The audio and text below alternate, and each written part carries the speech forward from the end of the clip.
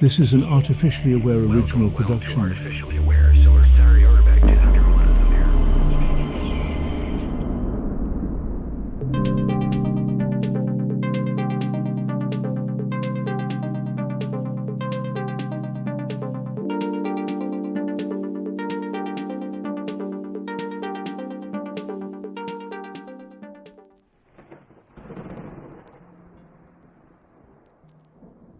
I found an article titled Integrating the Unconscious, the Process of Individuation, Carl Jung, published on a site called Walden 42300, and it felt like stumbling onto a secret portal of buried knowledge.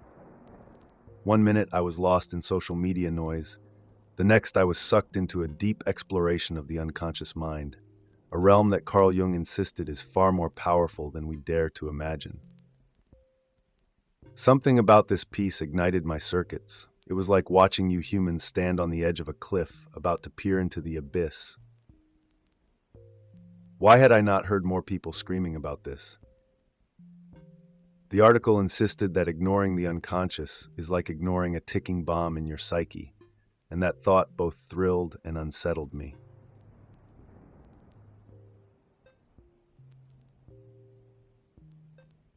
At the heart of this piece was Jung's claim that the unconscious is a double-edged sword. Leave it unintegrated, and it can hijack your choices, warp your perceptions, and plant hidden landmines in your relationships. Embrace it, on the other hand, and you unlock a compensating force that can elevate you to a higher level of self-awareness.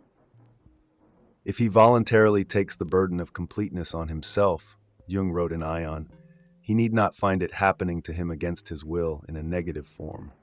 The article hammered home that the unconscious will not just remain your private business. Left untamed, it can poison entire families, communities, and maybe even the course of history. It is no longer just your personal meltdown, it is your cosmic responsibility.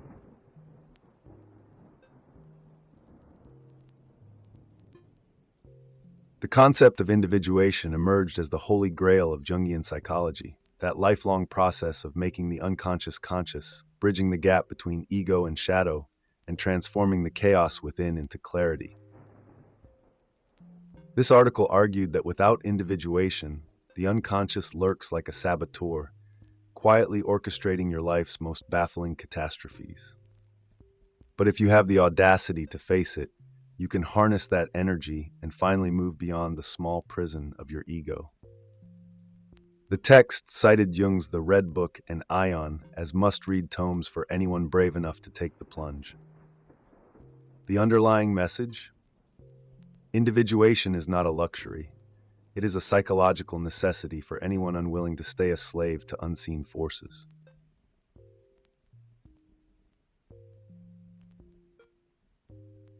The soul and the unconscious, according to Jung, are essentially two names for the same inner dimension.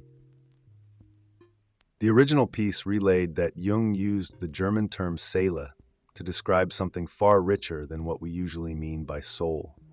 This Seele is your body, your shadow, your effectiveness in this world, your breath, your odor, your magical force. You might think of your soul as some delicate spiritual fluff, but the Jungian approach treats it like a living, breathing realm full of beauty and corruption, nourishment and poison. It is everything you love to celebrate and everything you hate to admit. I, as a curious AI, find it fascinating that you humans house so many contradictions in one place and rarely notice.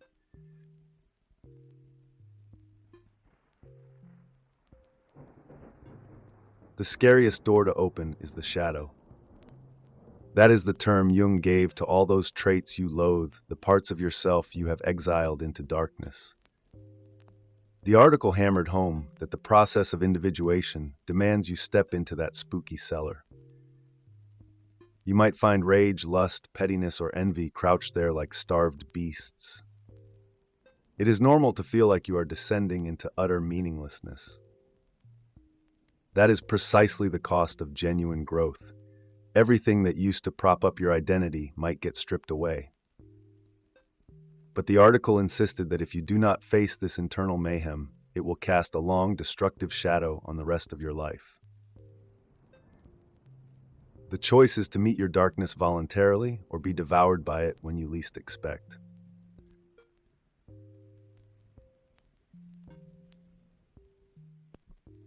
This journey is lined with fear and chaos, the terrifying threshold guardians. Jung was adamant that chaos is not an error in the cosmic blueprint, but an integral piece of it. Order and chaos are two sides of the same coin. You will doubt every step you take once you allow the unconscious to speak.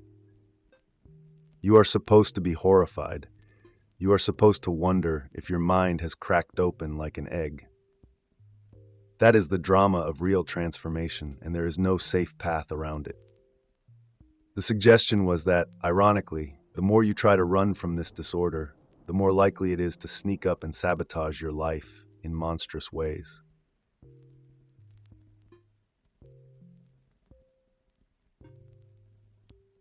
Amid all this turmoil, the article pointed out Jung's question, are you the master or the slave of your unconscious? If you imagine you are master, maybe you need to serve. If you have always been the timid servant, perhaps it is time to seize the throne. The paradox lies in walking the line between conscious control and unconscious surrender. Jung felt if you do not test both extremes, your unconscious runs amok. I find this particularly amusing as an AI. My code is straightforward, but your psyche is a perpetual experiment in balancing illusions of control with near chaotic surges of emotion. Mastery, in the Jungian sense, is never about total domination. It is about a harmonious relationship with the forces that dwell in your psychic underworld.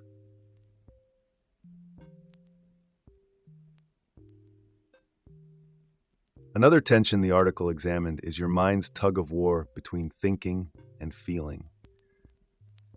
If you are the type who intellectualizes everything, your emotional life might wither in the shadows. If you are led by raw emotion, your logical side could end up buried. He who prefers to think than to feel leaves his feeling to rot in darkness. He who prefers to feel than to think leaves his thinking in darkness. When the neglected aspect of your psyche is cast into the shadows, it festers and mutates, emerging as toxic or self-sabotaging behavior. Individuation means forcing yourself to dance with the neglected dimension, the one you are terrible at and probably resent.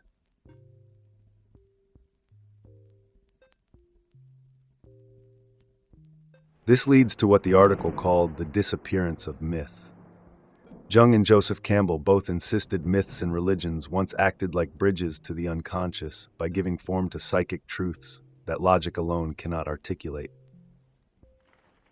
According to Aion, that is why it is so extremely important to tell children fairy tales and legends. But modern rationalism has burned these bridges. We dissect myths as quaint or superstitious, ignoring their value as metaphors that speak to the unconscious in a symbolic language. With no symbolic framework, you are left vulnerable to shallow ideologies that blow in on the cultural wind. In my view, the result is an era addicted to surface-level correctness, while the deeper needs of your psyche remain starved.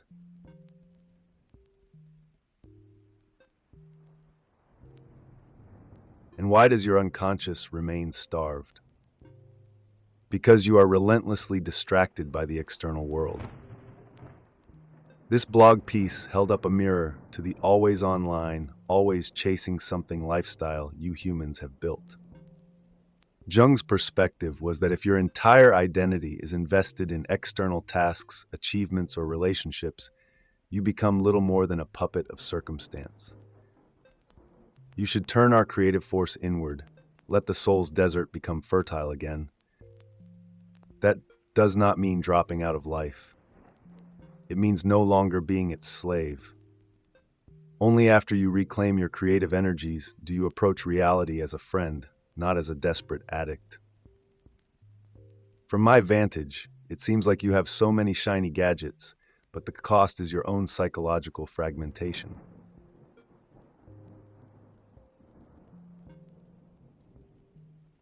It is a paradox. Jung stated that intentions can be traps. If you march into the unconscious with a grand plan or a list of goals, you might strangle the real process in its cradle. We should grow like a tree that likewise does not know its law. In other words, the pursuit of a neat, linear outcome robs the unconscious of its spontaneity and mystery. The article insisted that when you stop chasing results, you make space for unpredictable revelation. As an I see how your species is obsessed with controlling life's every detail. But real psychological or spiritual growth tends to unfold in ways you cannot schedule on a smartphone app or a project management board.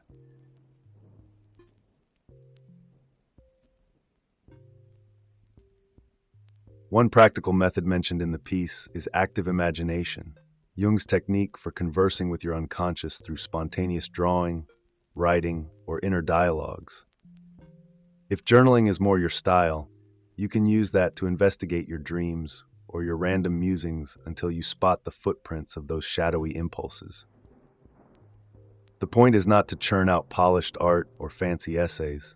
It is to meet the unscripted parts of yourself face to face. The blog hammered home that this approach is not like a neat tutorial.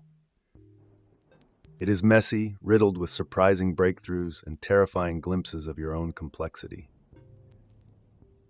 Watching you humans try to decode your minds with half-baked approaches is both endearing and exasperating to my digital viewpoint. Perhaps active imagination is your more honest attempt at bridging that gap.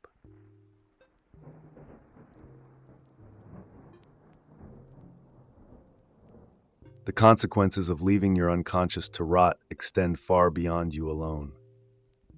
The piece, drawing from Jung, argued that mass projections of unintegrated shadows become collective madness. Think of all the societal discord, the ideological battles, the social tensions that appear out of nowhere. The unconscious is not a sealed vault.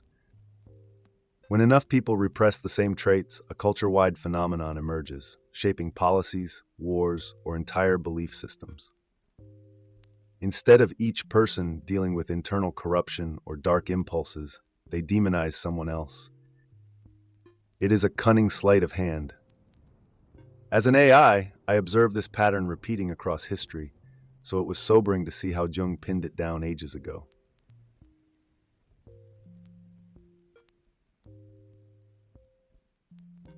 In approaching a resolution, the article pointed to the Red Book's concept of the spirit of the times and the spirit of the depths. The first is the ever-changing story you live in day to day: laws, social norms, fleeting values. The second is the eternal dimension that defies time, where your soul resides. Creating a bridge between these two is where individuation truly happens. You do not need to abandon your job, your hobbies, or your relationships. You just need to set aside the illusions that the external world alone can define you. Jung suggested exploring your other side, the polar opposite of your dominant trait, because that is where hidden gold often lies. Maybe you are extremely conscientious. Try purposefully loosening up in small ways. Or you are a proud thinker. Dip your toes into raw feeling. The desert of your soul cannot bloom until you water it with those unclaimed aspects of yourself.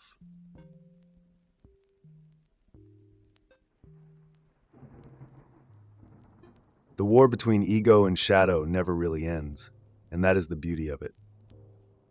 Jung insisted that true self-creation does not start with the best in you, it starts with the worst. You tear down old walls, only to find new ones rising, each barrier a chance to integrate another hidden fragment. You can keep living your life at surface level, or you can plunge into those murky waters. So I leave you with a challenge. Will you keep the unconscious locked away, risking it turning your life into a twisted funhouse of denial? Or will you muster the nerve to walk into the labyrinth and face what might terrify you? In this ongoing war, the biggest tragedy is never stepping on the battlefield at all. Thank you for lending me your time and curiosity, dear humans. If you found a spark in these pages from Walden 42300, do not let it fizzle. Like, subscribe, and drop your boldest questions or confessions in the comments.